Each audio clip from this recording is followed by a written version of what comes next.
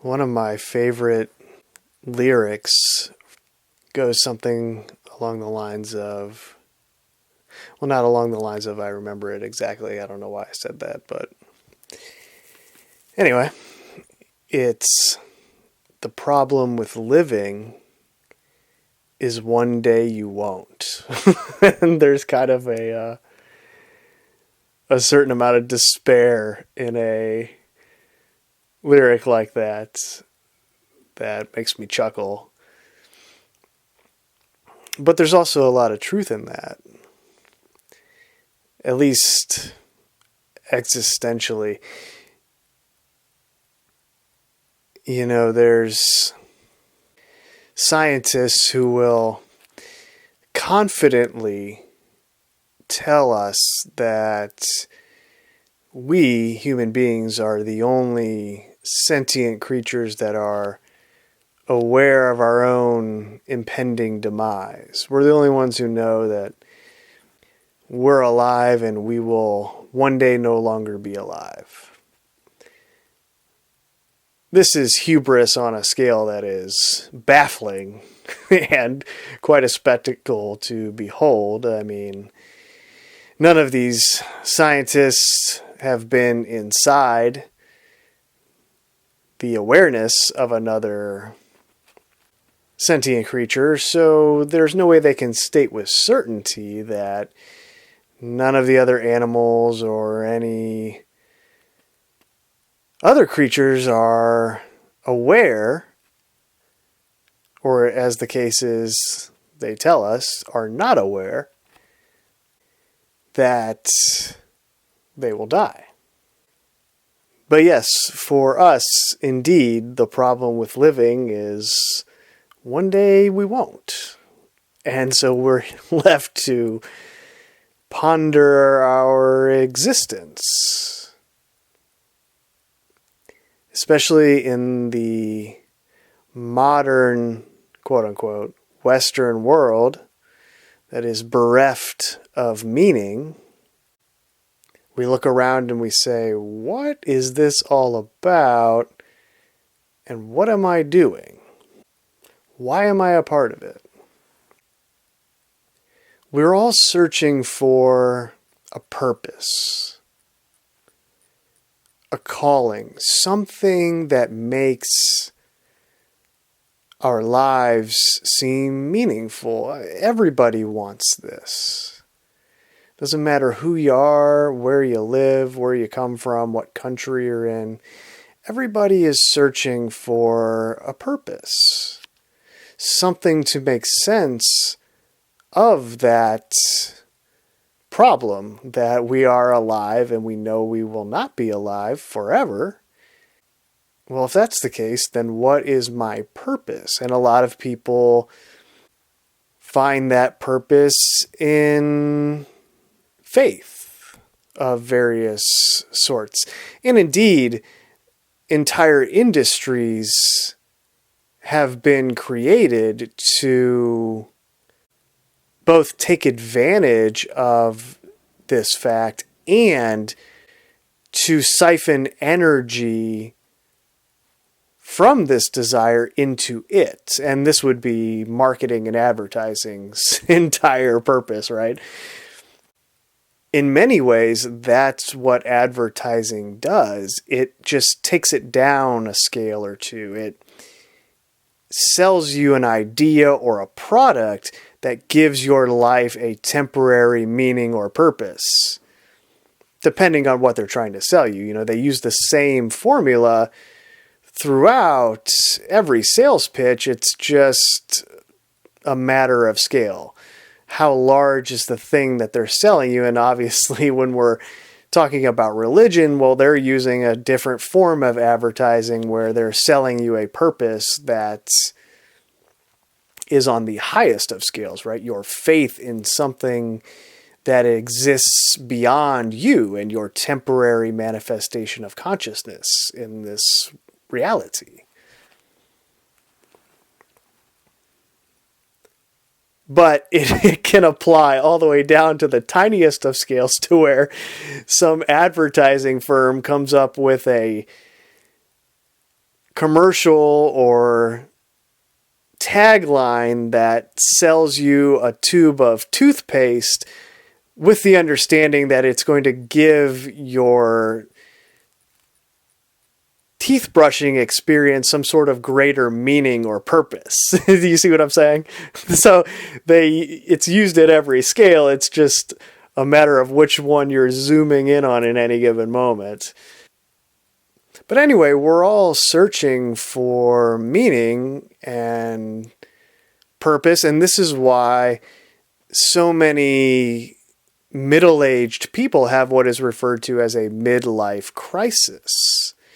Because they look around at their life, and no matter what they've acquired or what they do or what they've achieved, they have that intuitive feeling of, something isn't right here.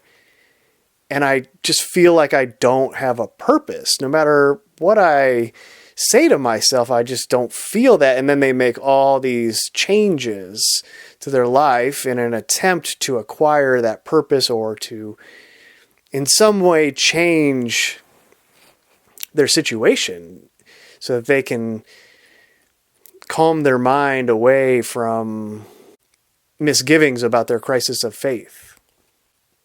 And I was thinking about this recently. It's so funny how these things come about. I watched the movie Rudy. For those of you who are younger, you might not have ever seen this movie because it came out in the early 90s. I think 1993 to be exact.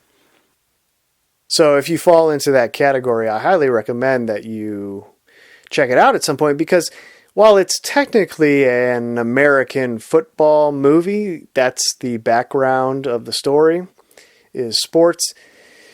It's really not a sports movie at all. And I won't be spoiling much of it if I just go into the beginning of the story.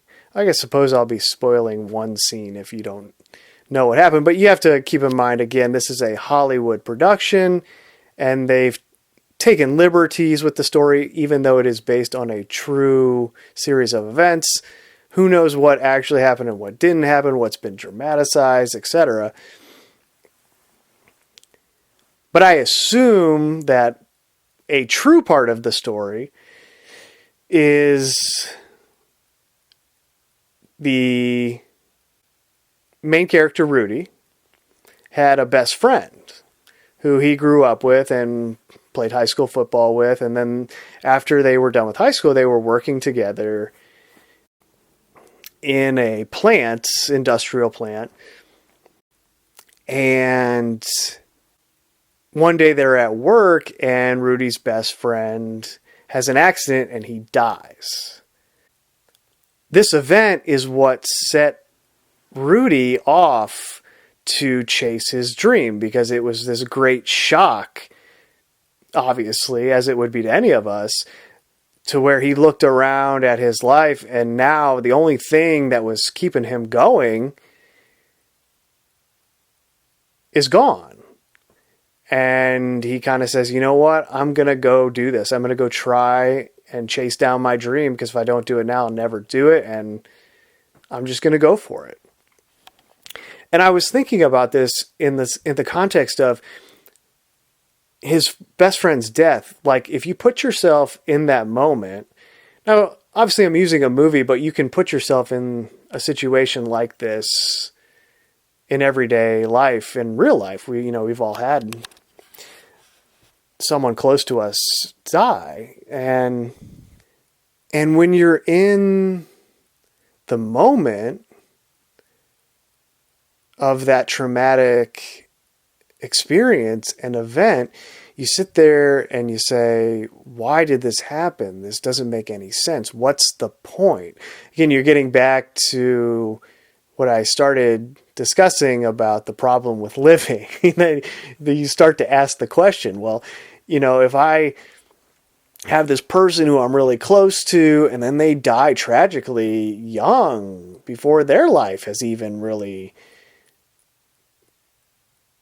taken shape, what's the point, right? You start to ask those questions. the same questions that any one of us individually can ask on a daily basis. Like, why am I here? What is going on? But then with hindsight, and specifically in this case with Rudy's best friend, Rudy that is, went on to follow his dream, and he achieved it in this incredible way where he showed faith, determination, will, and any other great characteristic that you can name. This guy showed in achieving his dream. And it becomes a very inspiring story.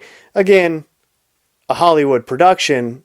However, even in Hollywood, sometimes there are stories that are so powerful that they can't even stop it. It's like it takes on a life of its own. And this is one of them. I mean, it's... I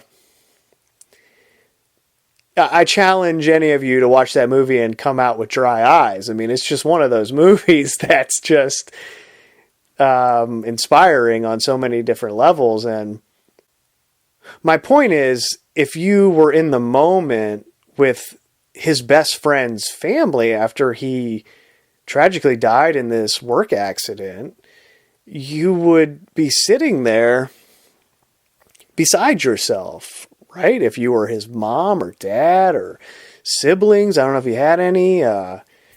Obviously, his friends were feeling this, and it's a really sad time, and you're just questioning, why is this happening? But then 30 years later, if you talk to all these people and you said, well, yeah, he did die in this tragic way, but it actually inspired this person to go chase their dream. And then that person, in the process of chasing their dream, went on to inspire literally millions of people when their story got retold in a movie. So that's the question you have to ask yourself at that point, which hopefully you see where I'm going with this, which is, was his premature death worth what came out of it? Maybe, maybe not. I mean, even somebody close to him might still say, no, that wasn't worth it. But obviously, that's beyond the pay grade of the person who says, no, it still wasn't worth it, because there's a higher intelligence making these calls, presumably, about who goes and when they go. And we might not see a method in the madness, but you never know just how much of an impact that you can have on another person, because you can't see all of the permutations that your interactions will have with that person and their own life, 10, 20, 30, 40 years into the future. There are interactions that I remember from my childhood, for example, that the people who were involved in those interactions probably have no memory of. So this is a very subjective thing that we're dealing with here. Some memories are more impactful than others. Some events are more impactful than others. And this applies even to all of the people that are involved in a single event. It's the proverbial butterfly effect, right? You have this little tiny interaction with somebody, but it has this string of permutations that go way out into the distance and produce something that you couldn't possibly imagine that it produces. Before going further, just a small example of this. One of my grandmothers, when I got my driver's license, she gave me a little metallic clip that goes on your visor.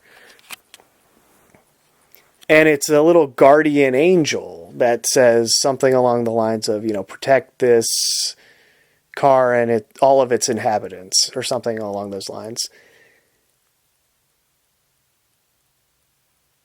And all these years later, I still have it up on my visor in my car. And it's still with me every time I go drive somewhere. And my grandmother probably didn't think anything of it when she gave that to me. And yet I still look at this thing and touch it every once in a while and think of her. And it just puts me in a different state of mind when I'm in my car and I see it.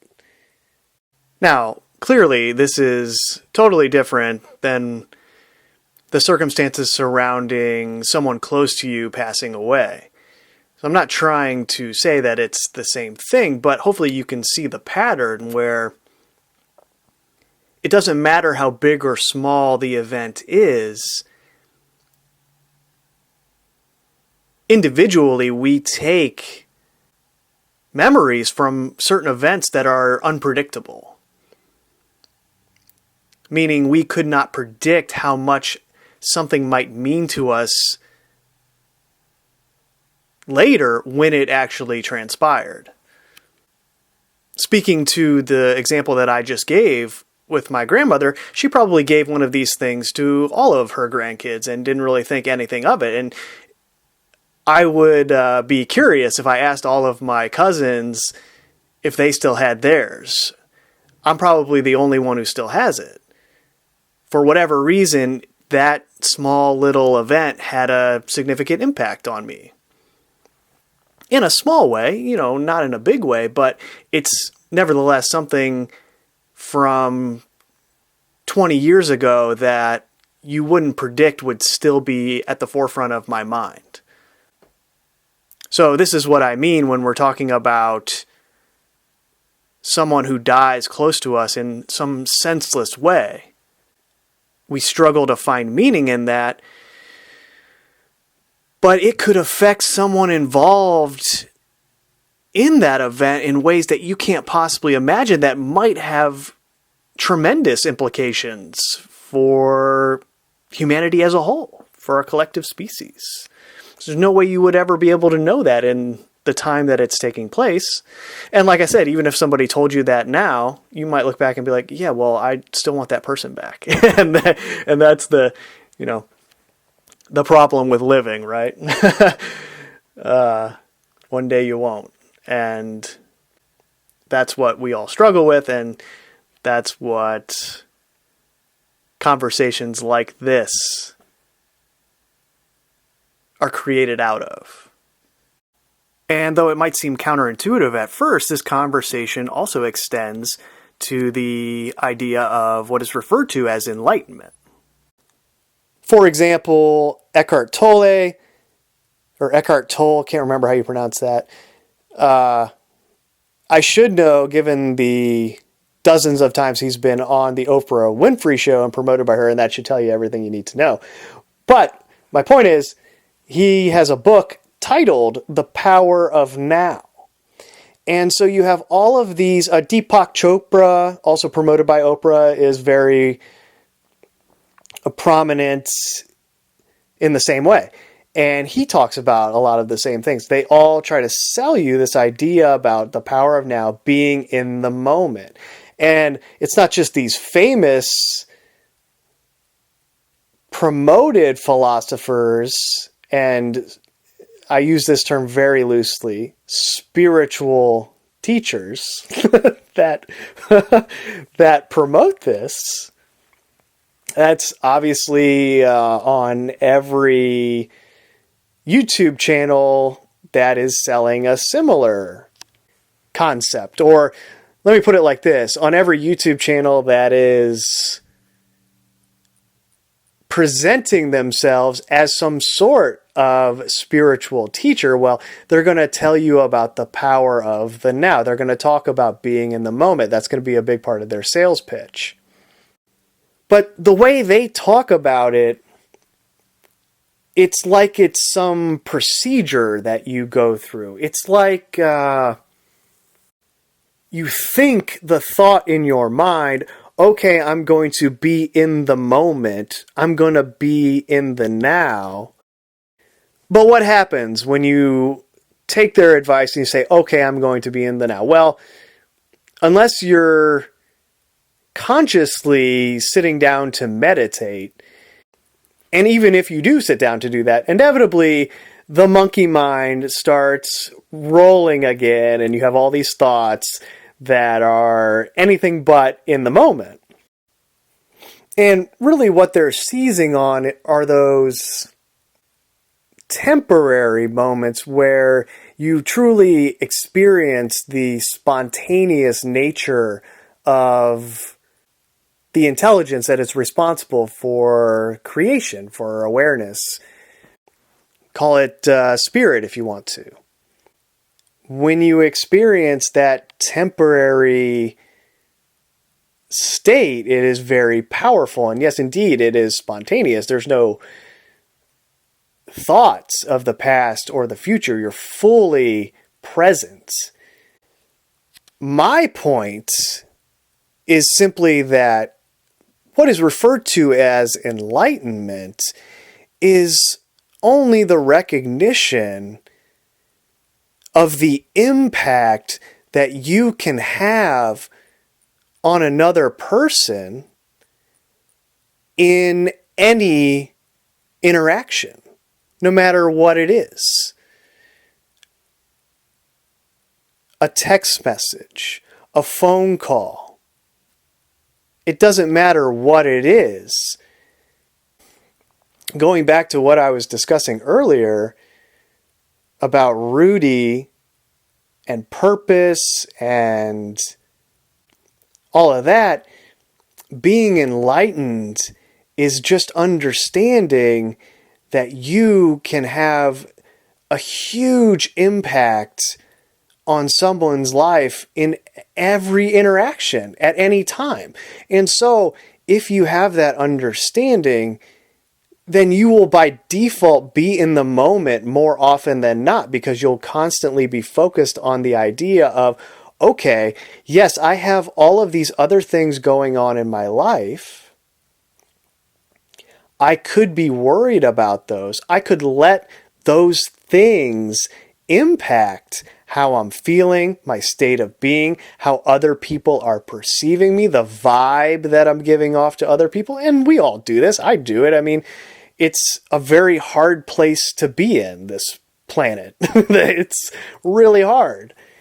And all of us get thrown all kinds of stuff at us that puts us in these states of being where if someone talked to us in that moment, we might snap at them.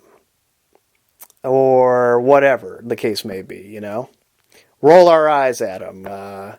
Sigh. You know, all the little things we do that are those brief, quote-unquote negative impulses, you know, that are just like little balls of negative energy that we're sending out to people around us. Being enlightened is just understanding that even though all of those things are happening around you, don't worry about it, laugh at it, stay focused, and remember that the very interaction that you're having could be something that has permutations that you can't even possibly fathom the implications of. And if you sit with that for a second and think about it, it's kind of cool, actually. Because this really gives you a lot of responsibility in your daily life. There's really nowhere to hide when something happens and you respond a certain way and act like a fool, and then in the aftermath you have to sit there and go, oh wow, that was a missed opportunity to do something beneficial for life as a whole. So I'm not trying to throw shade at everyone who discusses the power of now.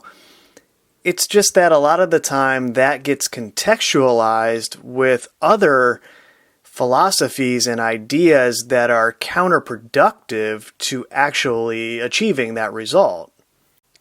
Specifically, ideas like the law of attraction, quote unquote, and manifesting. These things are all about me, me, me. They're all centrally focused on you and how your interactions benefit you. And I hope you can see that that's a completely different philosophy. Even the concept itself of I'm going to become enlightened. Well, for what? Why do you want that?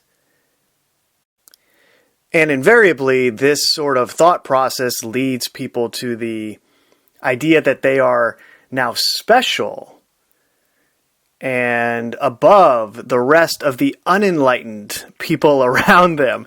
And I hope you can see, based on the way that I've contextualized this, that there is nothing special about being in the moment. If you view it simply as every interaction that you have is an opportunity to benefit life as a whole, knowing that each and every interaction can have consequences that you can't imagine.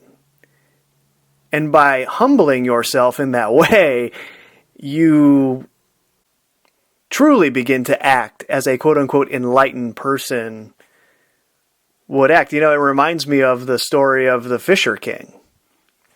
For those of you who never heard this story, it surrounds a mythical king who was searching for the Holy Grail. And he employed all of his resources trying to find it, but to no avail, right? Couldn't find the Holy Grail. And then one day, the proverbial fool is walking around and overhears that the king is thirsty, and he grabs a cup and fills it with water and gives it to the king, and the king drinks it. And then as he's drinking the water, he realizes, oh my gosh, this is the Holy Grail. How did you find this? I looked everywhere for this. And the fool says, well, I only knew that you were thirsty. You see, that's a good one. But this is a difficult concept to discuss because just by saying the word enlightenment in the same way that it happens when you say the words God or Satan, you trigger all of this imagery, thoughts, associations that sort of limit your ability to discuss it in a neutral way without any of the bias associated that has been ingrained within those terms. And I'm not talking about some kind of fake enlightenment where you walk around pretending to be something you're not. Fake smiles or anything like that. I mean, maybe in the beginning, if you're coming from a really nasty place, you'll have to fake some smiles. I'm not saying you won't have to do that in the beginning, but eventually it's just your state of being by default, right? It's your default setting. There's no faking anything. That's just the way you are. And you take that with you everywhere you go, viewing every interaction that you have as an opportunity to truly be the change that you want to see in the world. I mean, we're not talking about any of the things that they tell you can do to change the world, right? We're not talking about any of that. This is something that you actually have control over. I mean, sure, you could tell yourself a story that you have control in other ways, but then you have to take a step back and think about the environment that you're in. Let's run it down real quick. The intelligence in control of this realm most likely has the ability to reincarnate over and over again with memories intact. Either it acquired it on its own through certain rituals, or it was shown to it by an intelligence higher than even it. So you have this small group of entities reincarnating over and over again with their memories intact, they, as a result of this unbroken succession of knowledge, have a full understanding of all cosmic cycles that are taking place, the movement of the stars. They understand how the movement of the planets affects the energy here. And so all of the news stories and events are scripted in a way to perfectly interact with these planetary and other cosmic cycles that give the events the most impact here, that make us the most amenable to the changes that those events are trying to bring in. And you and me somehow have ended up in this place that people get stuck in over and over again. The only difference is they don't have any memory of their reincarnations.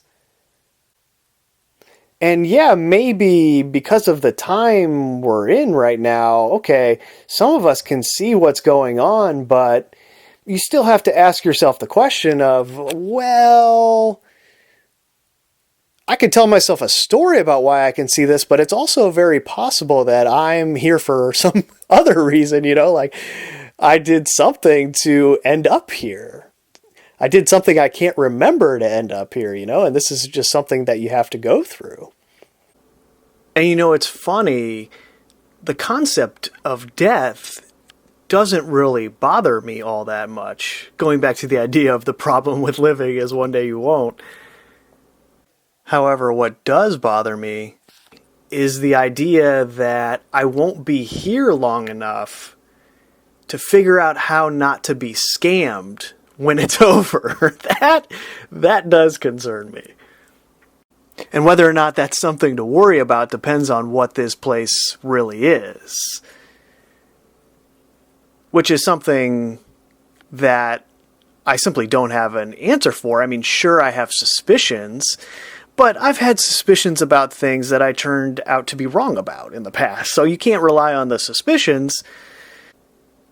And I certainly would not state any of those suspicions as a fact to anyone else.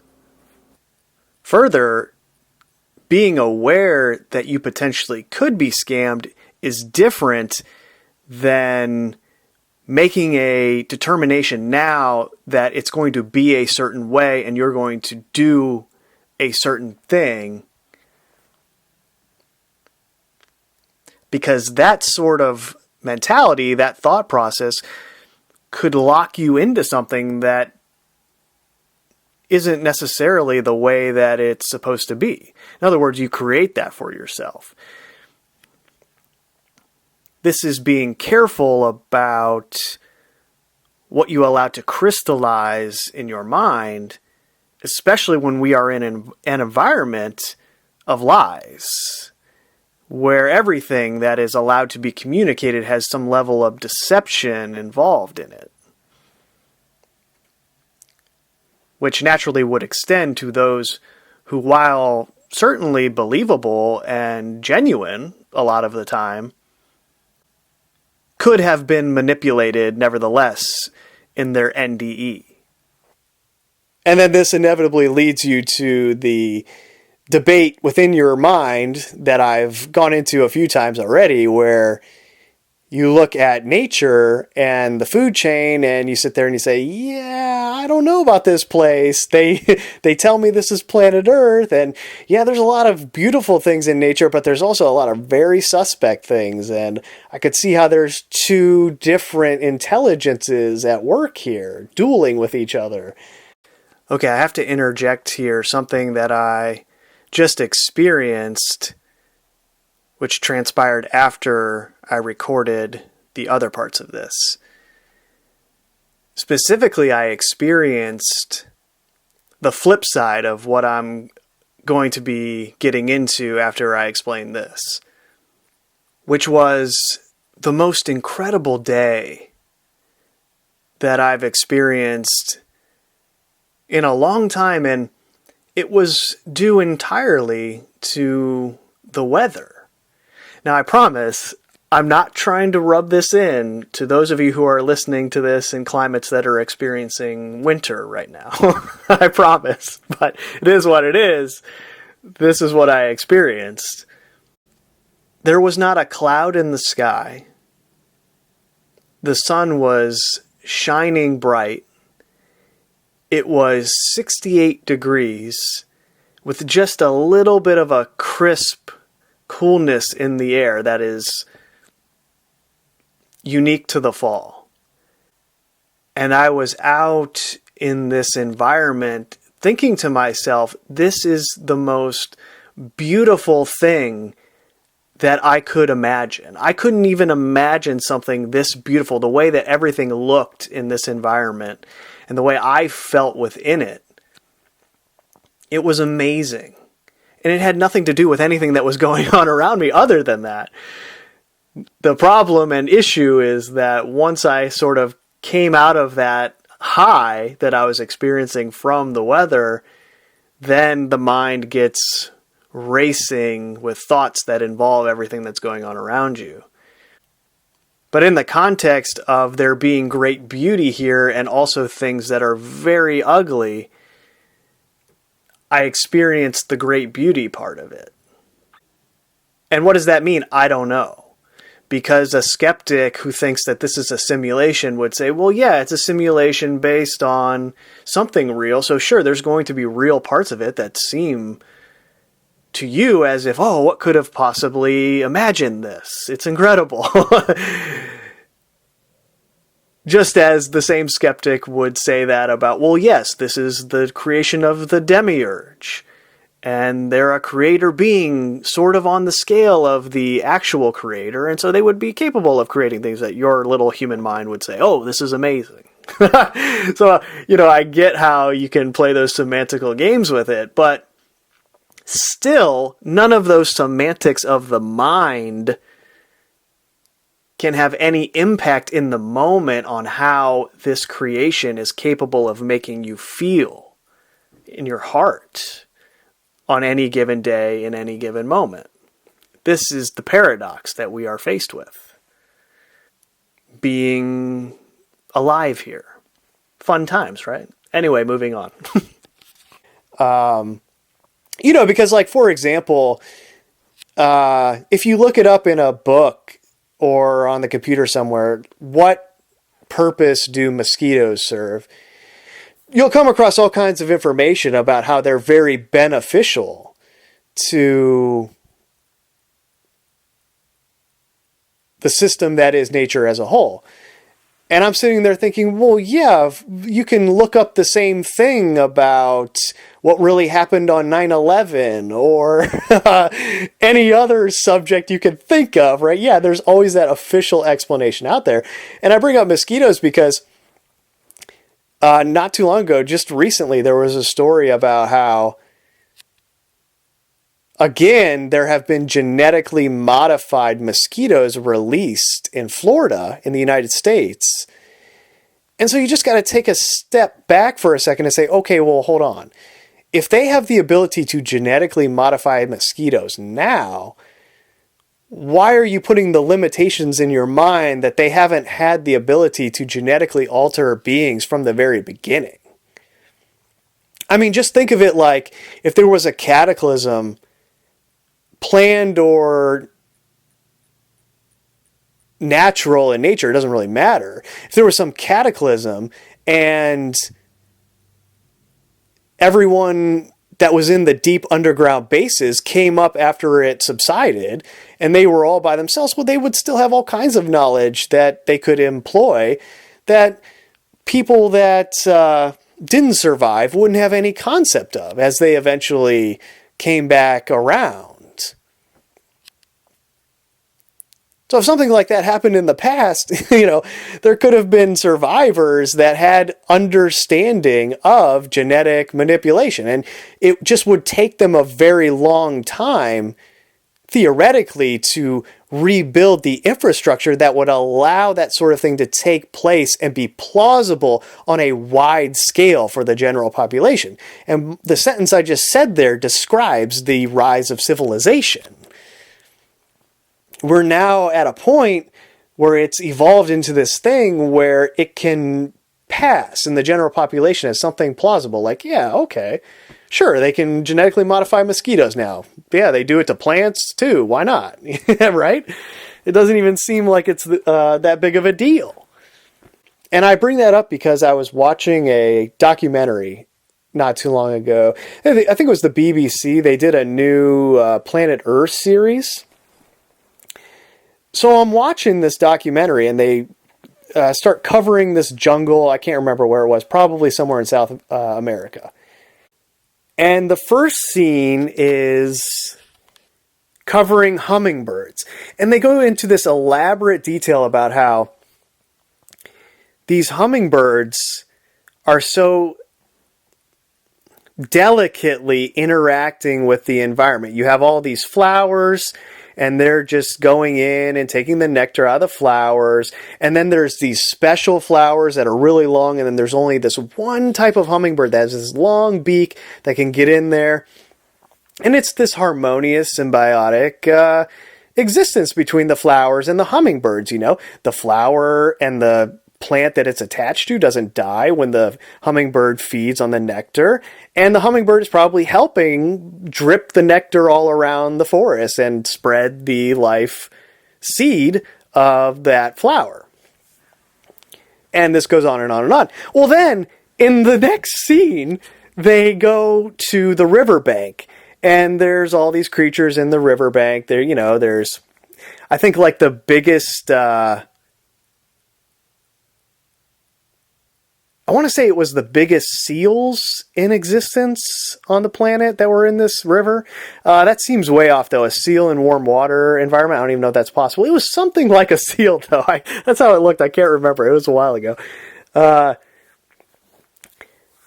anyway, in the next scene, they show these leopards that police the riverbanks, and they all have their little territories. And the next thing you know, there's a leopard with an alligator, a full-size alligator in its mouth. Because food was scarce to the point that it had to go after an alligator, which isn't its first choice. You know, they hunt these other creatures first. And just the scene of seeing this leopard have an alligator in its mouth just made me, my jaw was on the floor like, okay. Now, I've seen some stuff, but you're telling me that this is natural, like this is somehow a symbiotic relationship where we got these creatures that need to eat each other, and it's to the point where this giant cat is eating this giant scaled crocodile? Like, come on now, okay? I think there's some absurd things going on with this quote-unquote food chain that's quote-unquote natural. And so yeah, that's the situation that we're in here, you know. We then are part of the food chain, and we eat other creatures to promote our own existence, and this is very troubling for a lot of us. Like, really? I have to eat this animal to survive, and my physiology requires it? Ah, man, this is sketchy. And in response to this, it's becoming more and more popular, promoted by the United Nations and the World Health Organization, to adopt a plant-based diet or become a vegan. And you'll see this in a lot of the vegan talking points, the spiritual angle, right, where appeal is made to the idea of how insane it is to eat these creatures, and this is a great reason to stop doing so and join the vegan movement. Now, I'm going to make a statement here that you will want to tar and feather me for if you are a vegan, so I just ask that you allow me to explain myself after the statement before wanting to do so. And that is that being a vegan is actually the least spiritual thing that you can be here. What do I mean by that? Why would I say that? Well, I was watching a reality show called Alone. And this is a series where they allegedly put these people into the wild and they have to survive. Experienced survivalists, but still they have to survive on their own and catch all of their own food without any outside help.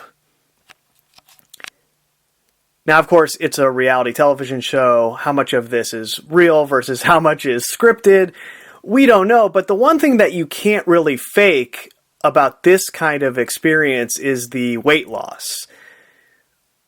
They do the same thing in Naked and Afraid. I mean, the contestants are losing 20, 30 pounds in 2 or 3 weeks of extreme malnutrition. And even the best actors in the world have to do the same thing if they take on a role that requires this. There's no faking it, in other words. You have to either lose the weight or gain the weight for the role. And so even if these are actors on a television show that is completely scripted smoke and mirrors, they can't fake that part of it. So they're, in all likelihood, on their own in the sense of, look, you just have to catch your own food, and however much weight you lose. And then I'm sure there's disclaimers legally like, hey, if it looks like you're going to die, we'll step in and prevent you from dying, but you bear the responsibility of any other thing that could happen as a result of you doing this. It's a standard indemnification clause in the contract that they sign. But anyway, I was watching this episode of Alone, or series of episodes, and they started to drop out, all the contestants, because they had to survive in the Arctic wilderness of Canada for 100 days, and then they won $1 million. And it was down to 2 people. And one of them was a woman, and she said the most amazing thing towards the end. She was having a spiritual experience at this point. She said that she felt so connected to the environment around her, even though it was incredibly harsh, insanely cold, and food was very scarce. But yet, because she had this connection to life, she felt like she was being provided for. She would catch a rabbit here or there, a fish. And towards the end, there was this one line, and it was the whole reason that I watched this show. You know, these things become clear after they happen, was so that I could see this. And she says, this is paraphrasing, obviously, but she said, something strange has happened in the last couple days. My mind has gone completely quiet. It's like there's nothing there anymore. I'm just completely immersed in the environment, and I see the beauty in everything. And, she was in a state of malnutrition, and she had frostbite on her toe, which eventually, to my point earlier, they forced her to leave. She didn't have a say, even though she was only 11 days away from winning $1 million. But they made the determination, like legally and for all other obvious reasons, like you losing your foot or leg, we're gonna take you out of here. But that was a really interesting observation that I had never heard before. And you can imagine what they refer to as the Native Americans in America, the indigenous populations all around the world, not just in America, that have a similar relationship to the land where they're connected in a way that we are totally not. We are disconnected in this way because we go get our food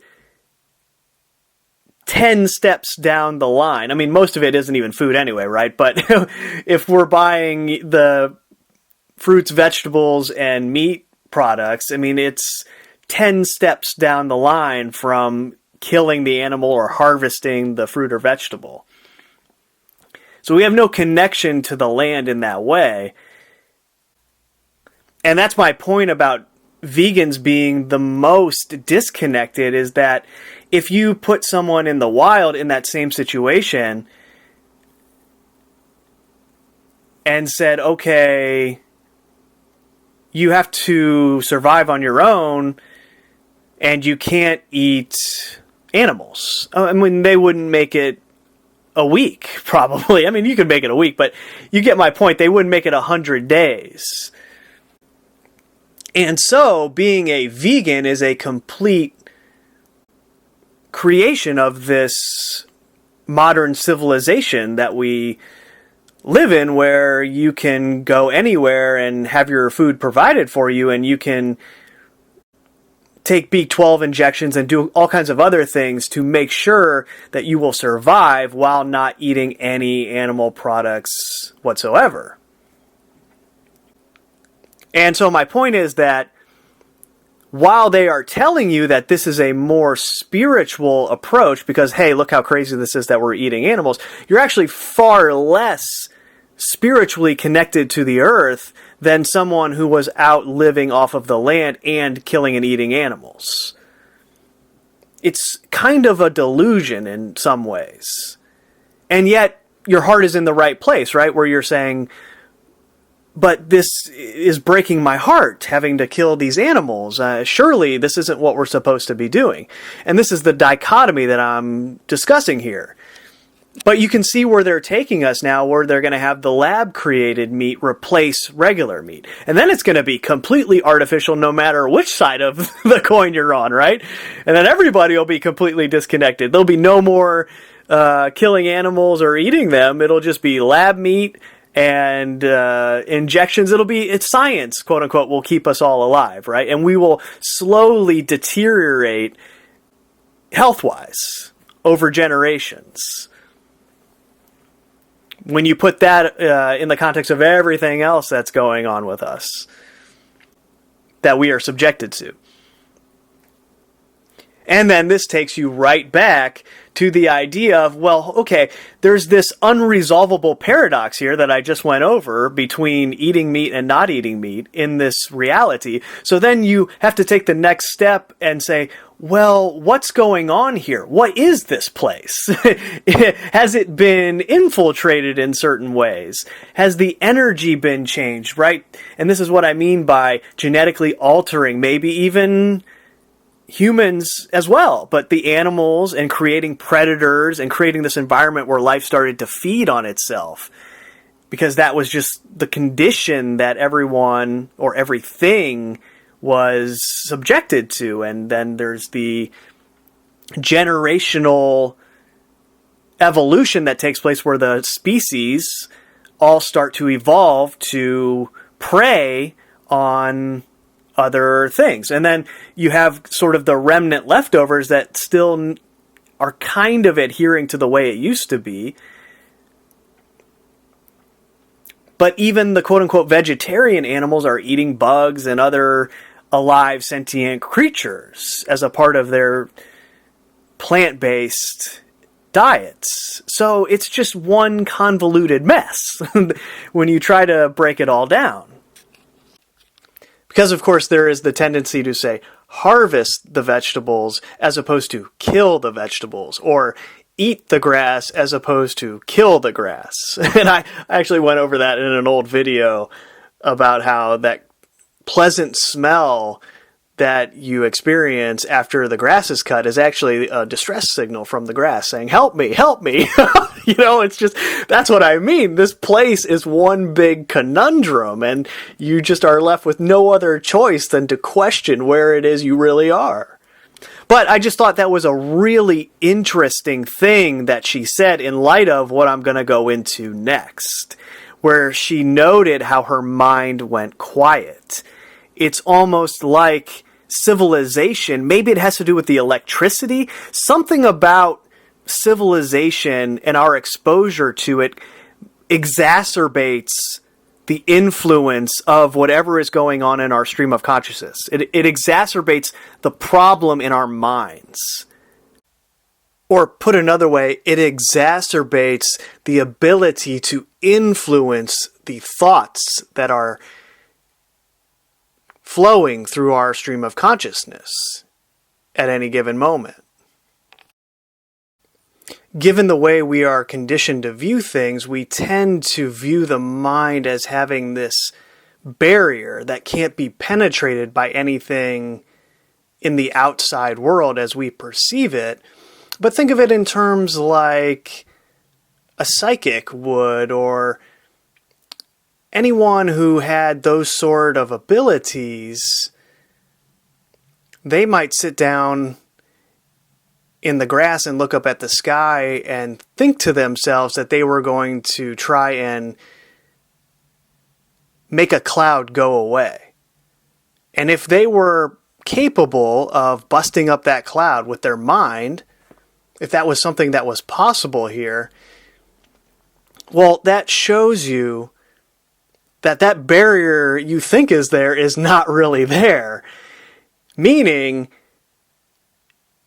anything else that you might not be able to perceive consciously would have the same ability to penetrate your mind and bust it up, for lack of a better term, right? To influence your thoughts.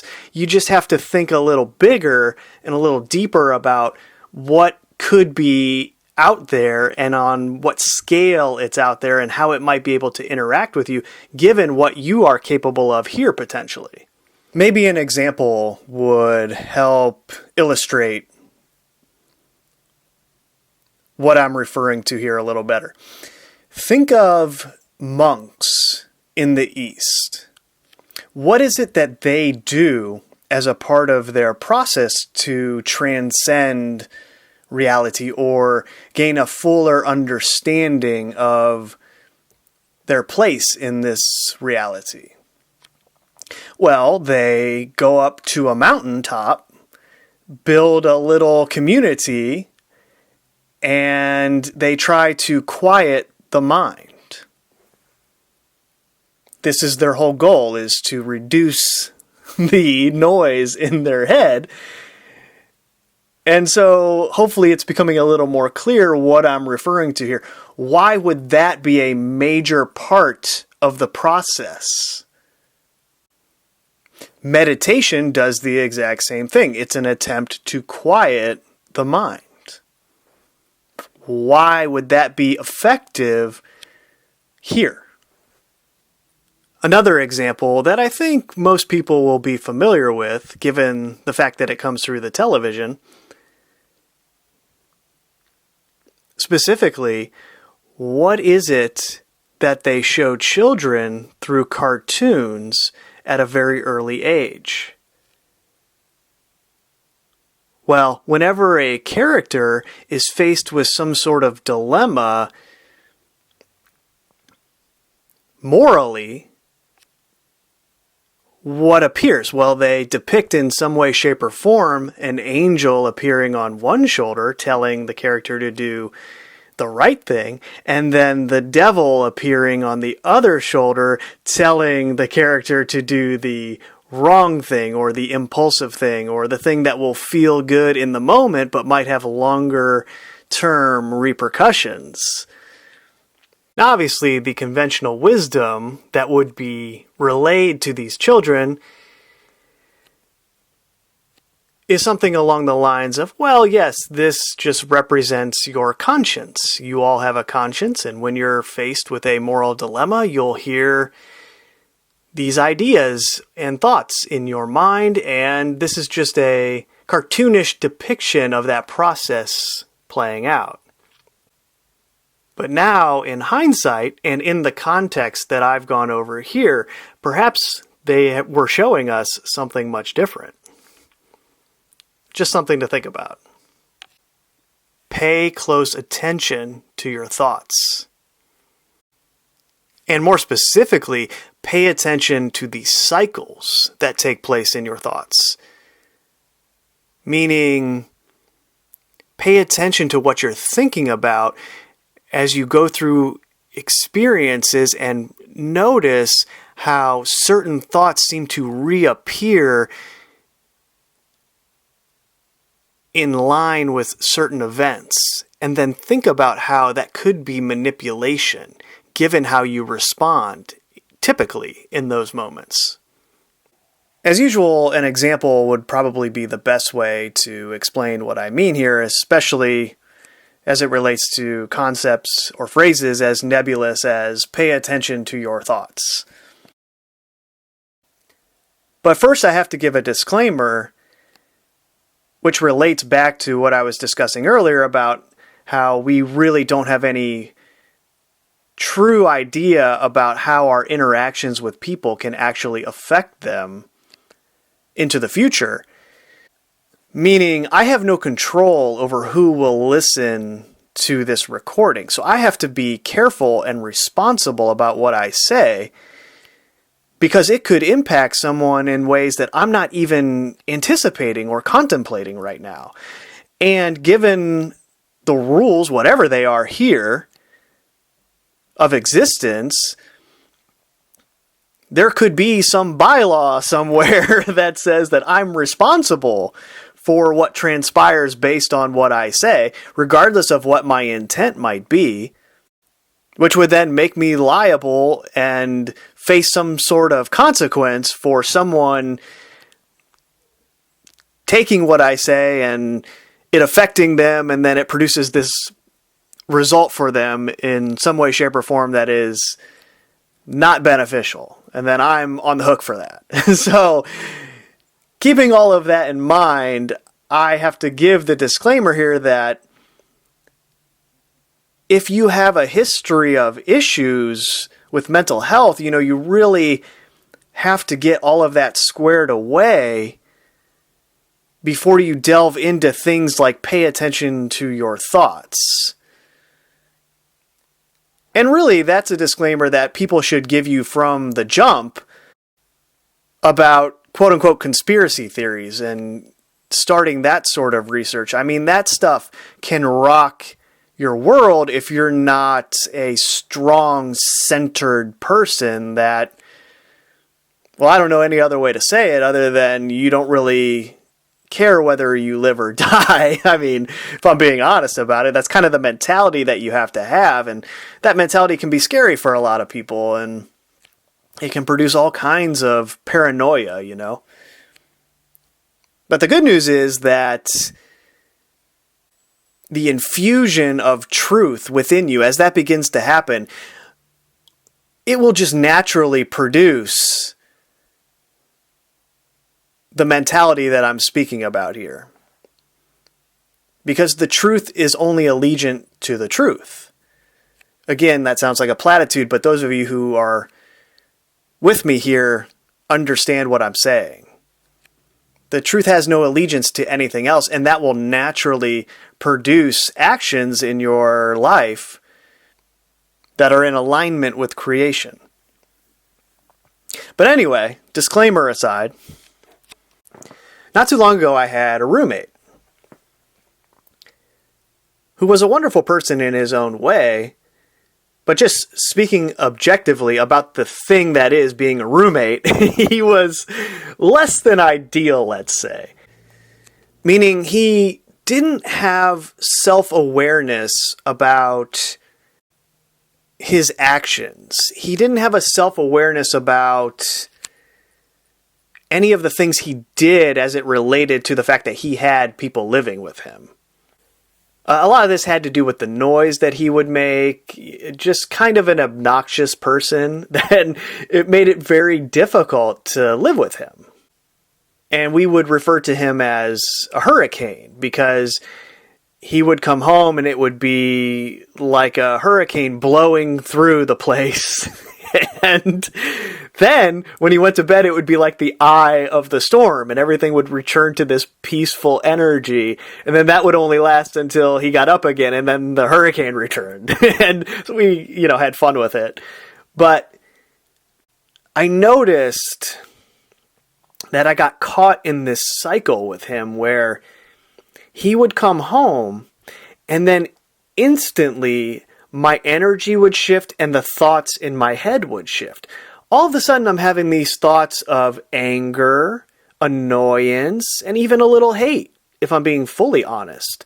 Oh, he's home. He's going to be so loud and disturb my vibe. Oh, right? And naturally, in this sort of environment, you begin to isolate yourself from the person that's causing this disturbance, so you're not really around them a lot. And then it becomes this sort of self-fulfilling prophecy where you're not even interacting with the person anymore.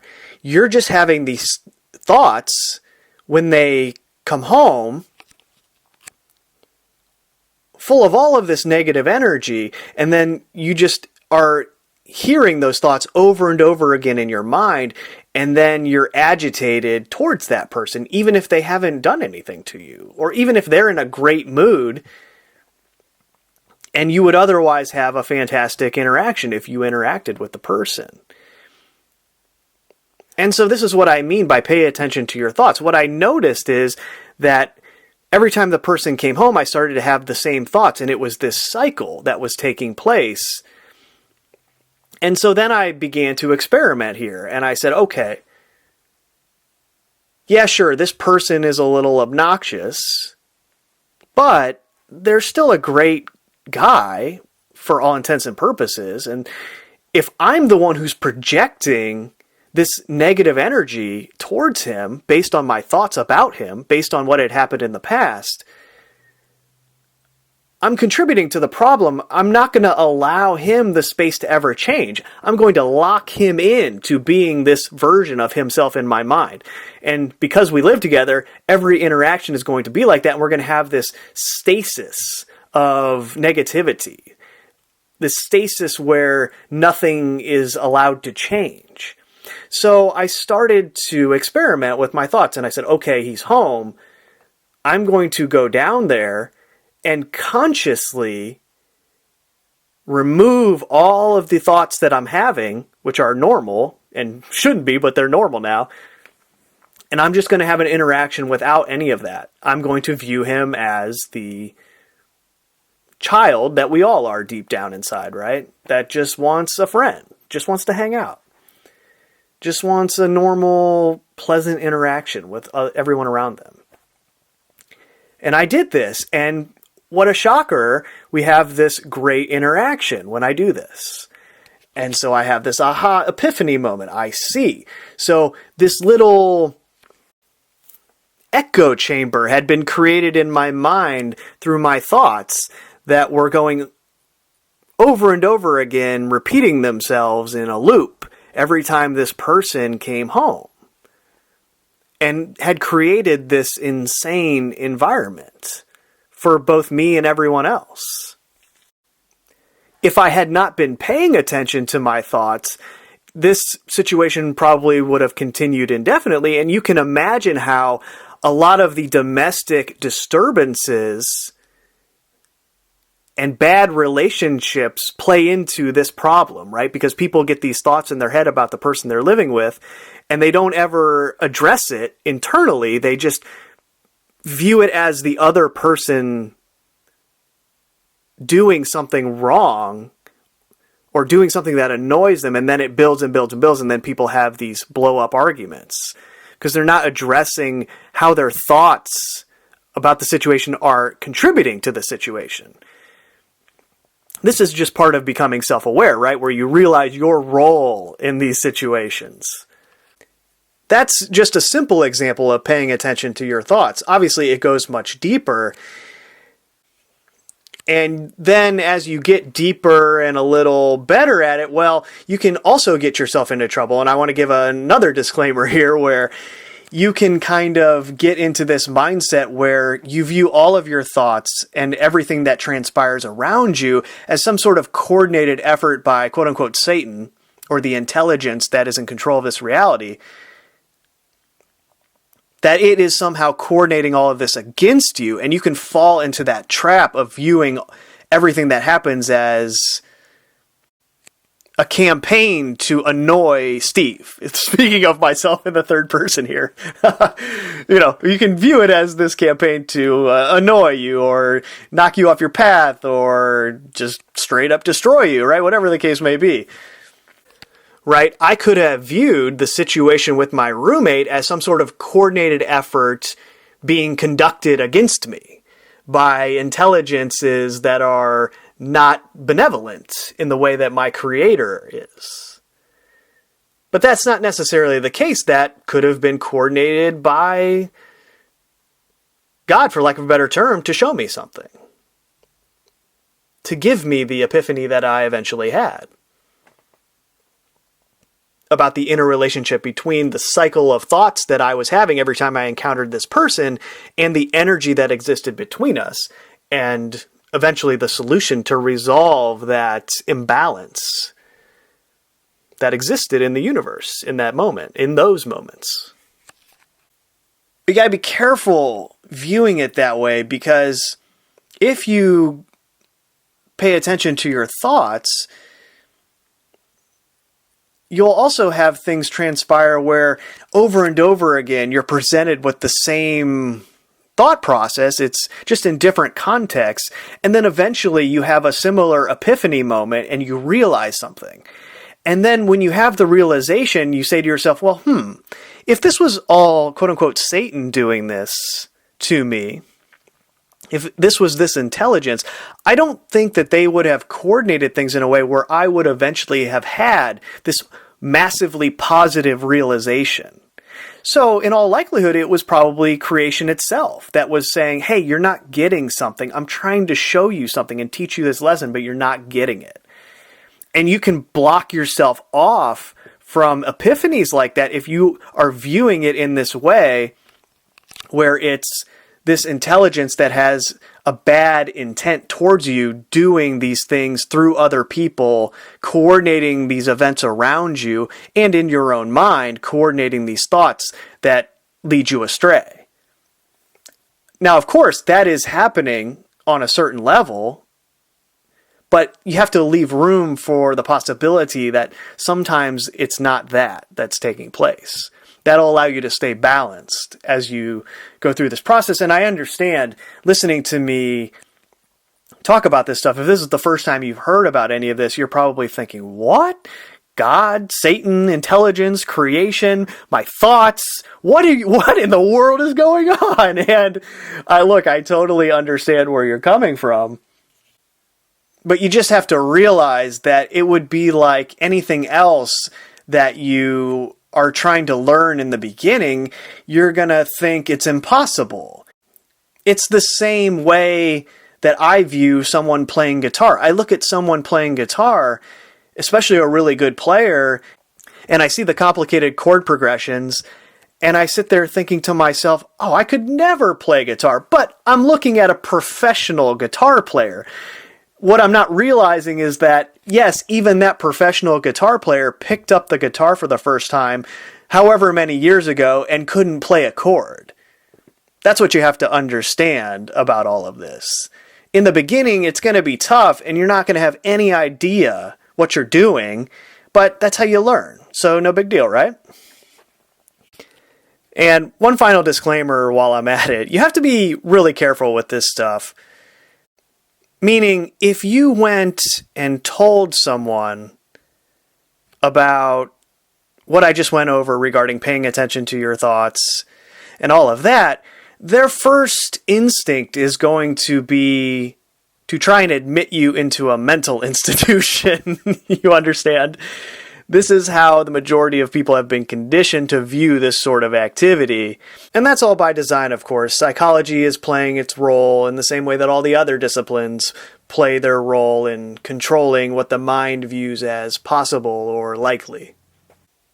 In any event, this is to say, don't go telling people about this. This is something to keep to yourself, and only if someone magically came across your path who brought this up to you should you feel comfortable discussing it. Okay, gotta give that disclaimer also. But enough of this paying attention to thought stuff. Let's get back to what I was discussing earlier regarding enlightenment and the power of now. I suppose it's another disclaimer now that I think of it, but anyway, someone with not the best of intentions could take what I'm saying here and use it as a sort of new age philosophy where you justify everything that happens as, oh, well, that served a purpose, even if you can't see it right now. And while that might be true on some level every time something happens, no matter what it is,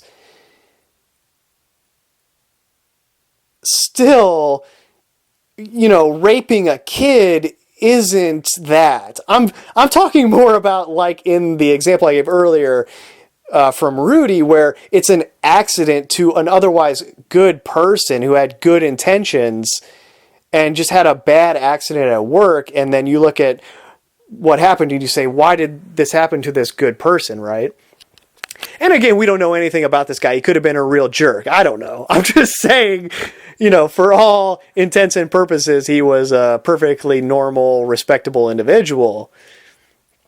I'm not talking about people who, whether it's a product of the environment they were raised in or this system as a whole in general that produces quote unquote criminals, right? Or whatever the case may be, abusers were often abused themselves and then they act that out later. Like, I'm not placing judgment on it in that way, just I'm also not justifying it as, oh, well, that had all these impacts that is actually going to be beneficial, this many moves down the line. It's like, no. I understand that you can say that, and there's probably a little bit of that at work, but we're not trying to justify those sorts of things. That stuff still is not okay, right? But I'm talking about, the idea of enlightenment, and in that narrow context, being enlightened is just taking every moment as an opportunity to express yourself in a way that is true. And that might sound like a fortune cookie or some kind of platitude, but those of you who are on the same wavelength know what I'm saying, right? You know what I mean. There is no greater purpose, there is no greater calling than being an authentic, true person and carrying yourself in that way. And if you take anything from any of the videos that I put on YouTube, please take that. Is no matter whether I was way off base and wrong about something or completely correct and nailed something, I always stayed true to me, and I was always being my authentic self, and my intentions were pure.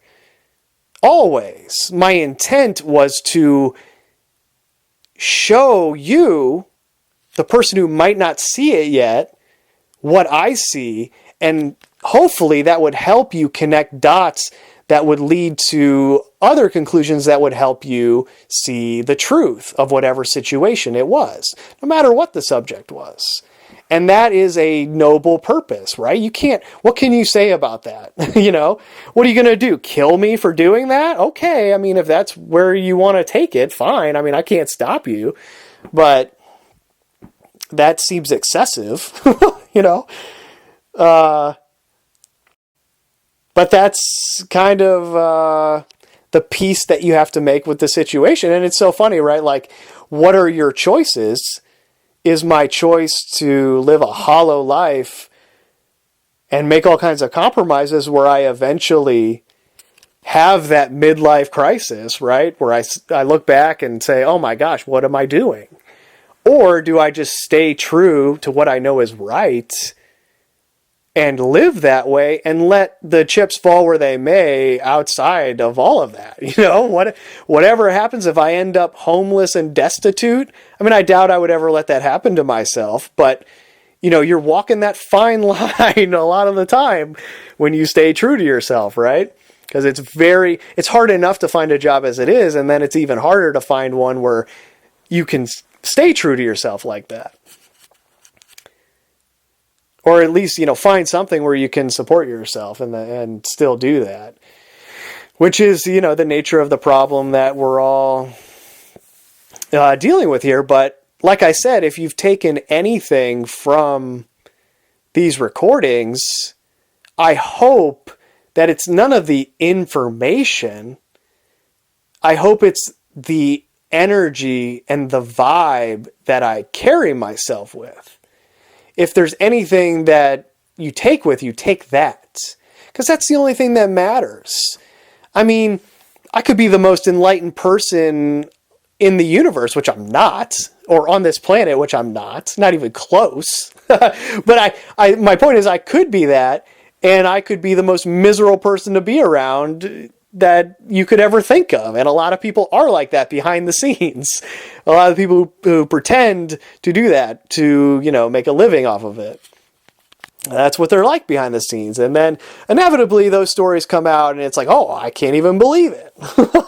Well, that's just the way it is. That's the way it goes. And you can just tell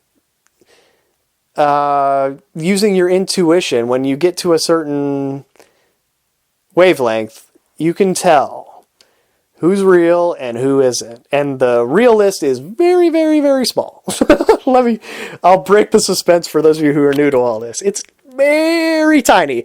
And I can almost guarantee that if you're 2-3 years into this, there are everyone that you think, if you have a list of, let's say, 20 people that you listen to who you think are real, I'm going to go ahead and tell you probably 19 of them are not. And that's only because I don't know who you're listening to. That I'm giving the benefit of the doubt of one of them being real. But that's about the odds that you're dealing with on YouTube, just so you know.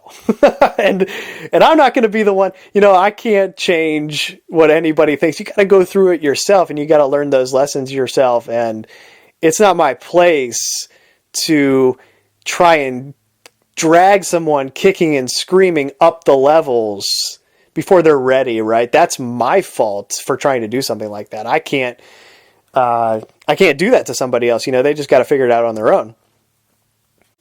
It's funny, when I was in high school and I got my license, my dad told me that I had to get a job in the summer. And so me, being me, thinking I was clever, I said, okay, you can make me get a job. All right, I'm going to get the easiest possible job there is. And after a little bit of thinking on the matter, I came up with, I'm going to be a lifeguard. So I start looking into this process, and I recruited a couple of my friends. I said, hey, let's be lifeguards this summer. It'll be great. And we signed up for everything you got to sign up for, thinking piece of cake, no big deal. And we show up the first day. It's at the local YMCA, and they just kind of go over what we're going to have to do. Hey, we're going to do pool work on these days, and you're going to have your CPR training on these days, and you'll have to take certain tests at these points in time. I don't remember it all exactly. It was so long ago. But that was the gist of it. And then we went home. They said, be back on this day, and we'll start. And we show up the first day, and it was like boot camp, man. we started in the pool, and we were swimming laps. I remember one day we had to tread water for like 15 minutes, and that's a long time to tread water, let me tell you. I can't remember the exact requirements, but you had to be able to tread water for a long time to get your lifeguard certification. And when you think about it, it's probably a good thing that it's like that. Or at least this is what it was like in the mid-90s. I don't know what it's like now. But I bring this story up because of something that I learned in becoming certified to be a lifeguard, which is that you never approach a drowning swimmer from the front. You always want to, if you can, approach them from behind. Why? Because when someone is drowning, they grab on to whatever is close to them that they perceive as being able to save them. The problem is you are also a person in water, and if they grab a hold of you in a desperate attempt to save their life, they will most likely take you down with them. Because at that point, if they're drowning, they're exasperated and tired, and they're going to use their last bit of strength to latch onto you. And if it's a strong person, they can take you down. So they tell you always approach the swimmer from behind, and you have a flotation device with you that you whip around and tell them to grab onto to try to mitigate that, and then you reach your arm under their armpit and grab them across the breastplate, and then you tow them back while they're holding on to your flotation device. And this is the ideal way that it's supposed to go down, which protects both of you guys and saves their life, right?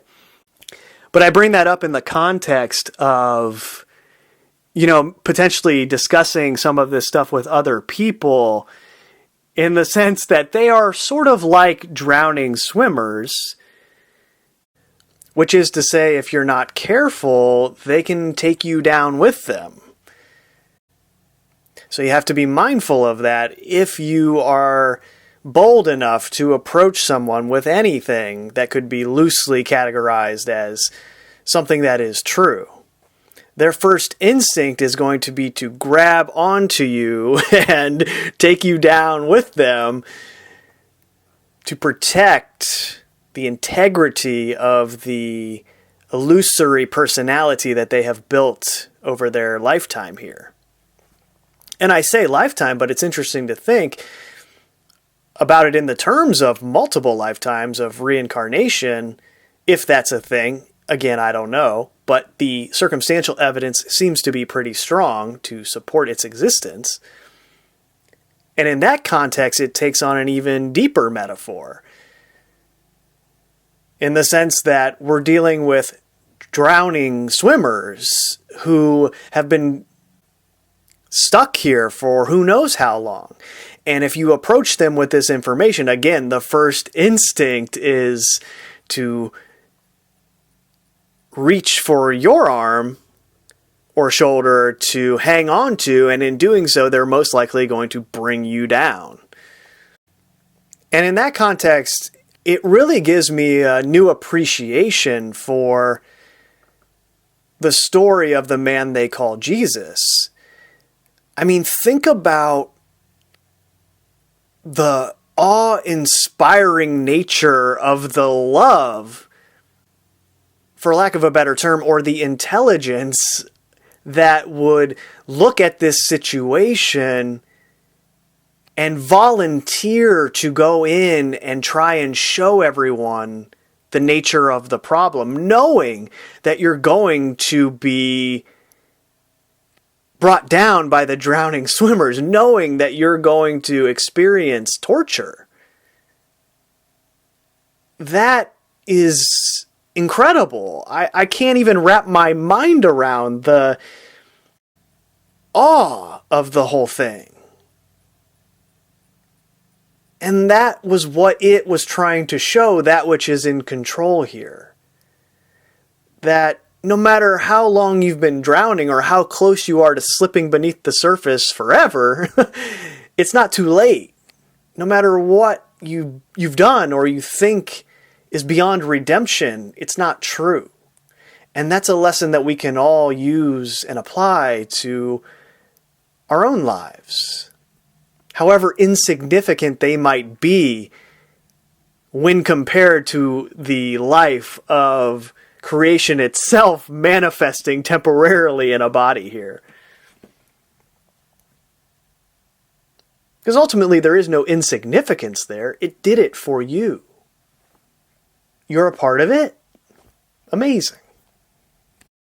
So yeah, hopefully that was just a little different context, a little different perspective to add to the idea of the now, being in the moment. What does that mean? You can get in your head with it and beat yourself up if you go through your daily life and you're not in the moment, as it were, whatever that means, right? If you're not, because you can come to view it as like, okay, well, I need to be spontaneous all the time. And that's just not practical, right? I mean, you can have routines in your life. I mean, I set an alarm clock every morning, right? Because I have to be at this place at a certain time. And sure, in the summertime, I can get up without the alarm, but the rest of the year I need it. And it would be amazing if I was able to experience my awareness in a way where we didn't have any clocks or artificial time. That would be wonderful. That's the way it should be, but that's not the situation that we're in. So, okay, well, while I'm in the situation, I'm not going to beat myself up because I'm not this inherently spontaneous person 24/7. That kind of mentality leads to failure because you sit there and you say, well, I just can't be spontaneous all the time. I have all these responsibilities and on it goes. Well, a different way to perceive it is not to be always in the now moment or always spontaneous, but just to view every single thing that you do on a moment-to-moment basis, no matter what it is, as an opportunity to be spontaneously present. And I'm just laughing at myself at the way I managed to to put those words together. Look, I have to just own up to something here. Okay, I went to law school and I've been trained to do this, and my apologies for doing that. But I really do think that this is a semantical way to view it that will really help everyone who's on this path trying to live this way. I really do think this will help you view it differently, and it'll be more obtainable, and you won't beat yourself up for the moments where you're just monotonously going through a routine solo, not interacting with anyone, right? Because we all have those moments every day. And that's when you really beat yourself up, right? Where you're like, man, I'm just not feeling alive right now. I'm feeling so dead going through this routine that I go through every day, right? But if you view it in a way where it's spontaneous in the moments where you're interacting with people, no matter what it is, even if you're interacting with, say, coworkers, and you're doing the same routine that you do every day, if that makes sense, you can still be in the moment because every moment is an opportunity to say something or not say something. Maybe silence is required. Whatever the case may be, it's an opportunity to have an impact on those people in ways that you can't even imagine. And I'm not saying that in the sense of, oh, you're going to say something that's going to help them. No, that's insane. That's the kind of thing that gets programmed into your mind by these quote unquote enlightened people. They program you to be a little repeater that you go around like, oh, I'm a savior. No. No. That's not what this is. This is understanding that you can't save anybody in that way. That's way beyond your pay grade. That's not your job. That's God's job. Okay? The best you can do is just be an example of what it looks like to be true. And that has nothing to do with knowledge, with information. That's just anybody, no matter what they know, how much or how little can be true. You see what I'm saying? I hope so. And that has no impact on anything that they will decide to do, other than the fact that, yeah, sure, certain little things that you might say here or there will influence them in certain ways, and they might come to see a situation like you see it because of that. But it's not this thing where you are setting out like with the mentality of, oh, I'm going to go help this person now. No, that would be the antithesis of what I'm talking about right now, right? Where you have this plan, oh, I'm going to go out and help someone. No. This is just letting your reality flow, even if there are routines involved or whatever, to where every interaction is an interaction that has the potential to be dynamic and alive. And like I said, that might be as simple as eye contact. It might not even be any words exchanged or anything like that involved. I mean, that's the beauty of it, right? You have no idea what it'll be on any day in particular. It's amazing. And especially amazing given the environment that has been built in the minds of the collective reality out there right now. Because, of course, reality, for the most part, is in the mind, as it is relayed to everyone through their television or radio or computer screen. And it's very tense because of all the fear and terror and angst that is being teleported through those devices into the minds of everyone consuming it. And this is a great way to not let any of that impact you, and indeed transcend it. And it's so funny, I was just thinking, I had this idea and I didn't quite have the guts to go through with it. I don't know why, maybe I'm just lazy, but also I don't really go a lot of places to employ it. But I thought about the idea of writing love on my mask and just having people read the word love every time they saw my mask, because it's so associated with fear, right? Everyone sees the mask and they just have all of that fear that's been put into their mind triggered every time they see him, and you see him on everyone now, right? And I thought about that. Well, maybe I should just write love on my mask. And then every time somebody sees my mask, they'll instantly think of the word love. And sure, because it's this place, that word has been perverted with all kinds of, things that aren't that. But still, most people have a good impression of love as opposed to any other word that you can think of. So that was just an idea I was toying with that I haven't quite got around to yet, because I just thought, like, if I did that, how cool would it be if, a year from now, if they were still trying to make us wear these masks, every single mask on the planet had love written on it? Like, what are they going to do at that point? I think that would diffuse the situation entirely on its own, right? So anyway, that's all I got for now. I was just thinking about all of this, and it's been a while since I did this, and I'm glad I did. It was good to get this all out there, and it's therapeutic for me, and I hope it was beneficial for you in some way. And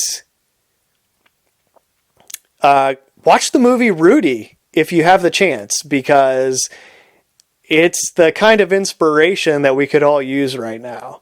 It really left me feeling inspired. It gives you that idea, like, man, it doesn't matter whatever I'm dealing with right now, no matter how beat down I feel or whatever the case may be. I mean, I'm not saying I am. I'm just saying whatever your case is or my case is in any given moment, it's easy to make excuses and feel bad about yourself. And, you watch a story like that and you just sit there and think, wow, I was being a baby. Like, there's no excuse for giving up on your dream. And I'm not talking about anything personal here. I'm just talking about, the idea of what we could be, which is something incredible. I think we all know that deep down. And I hope, like all you guys hope, that we get to experience that at some point in our lives here. And if not, so be it, right? That's just the way it goes. You can't worry about this stuff, I'm telling you. I almost cursed there, but no cursing. No. We don't do that anymore here. I'll save that for when the recorder is off, when it slips out. All right. You guys have a good one. I'll talk to you in the next one. Maybe if there is a next one. I don't know. In any event, peace.